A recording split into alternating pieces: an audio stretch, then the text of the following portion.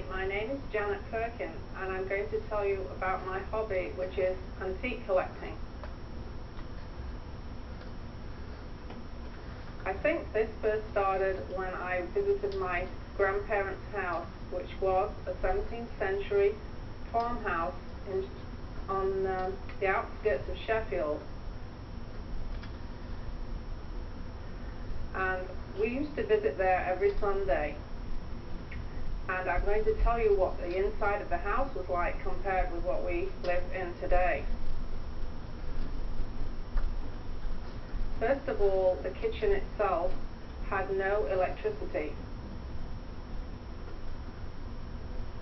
They had to cook on a black leaded stove with the heat of coal from the fire. This was kept gleaming all the time by my grandmother, who polished it regularly. There was a huge pine table in the kitchen with an old red settle where the farm workers used to come in and sit and have their breakfast and lunch. Also, there was an old stone sink there. We had no running water. They had to go into the garden and draw water from the well. At night time, we all had to use a paraffin lamp to light the room, and then a candle we used to take to the bedroom. In the bedroom, we had beautiful pottery jug and water, a water jug to wash with instead of having the bathroom.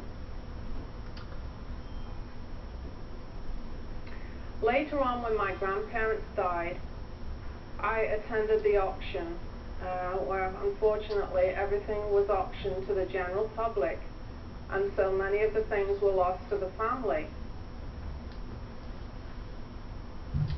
There's many things I wish I would have been able to have, like the old monk's bench, which was in fact a bench which also made into a table, a very rare piece of furniture.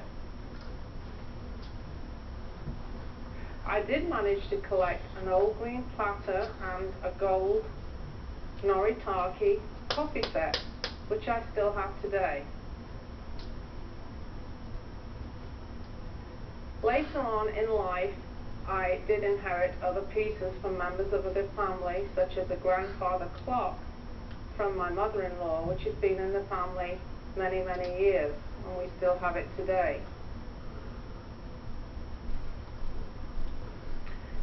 When I was in my late 20s, I got the real antique bug, and I used to attend many estate sales, auctions, even garage sales.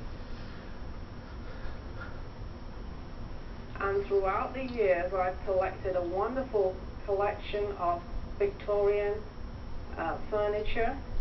In fact, if you would enter my living room today, you would see a beautiful mahogany sideboard, and on that you would see a beautiful Victorian silver tea set, coffee pot, and then also in the room you would see a beautiful chaise longue for reclining on.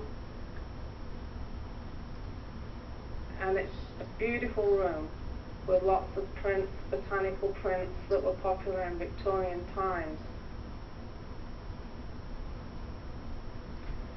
Now, my family room, which is very, very different, reminds a lot of people of a British pub, because you will see a big fireplace, red brick, with a big oak beam across. Now, on the fireplace there are many, many horse brasses, which are brass good luck charms used on the old farm horses years and years ago. These adorn the mantelpiece with many brass candlesticks, miners' lamps from the old coal mines, and also brass rail lamps. Now, also in the family room, you will find a huge oak table, very similar to the one in my grandmother's kitchen. Here is where our family meets every Sunday evening we try and keep the same tradition that we had in my grandmother's time of meeting on Sunday evening and having a family meal together. In fact, you'll also find a beautiful Welsh dresser there with many, many pieces of blue and white china. Now today, my children just don't appreciate many of my antiques, but I hope that one day they will, because these are things that have been treasured through members of the family and through my life, and I hope one day they'll come to love antiques just as I do.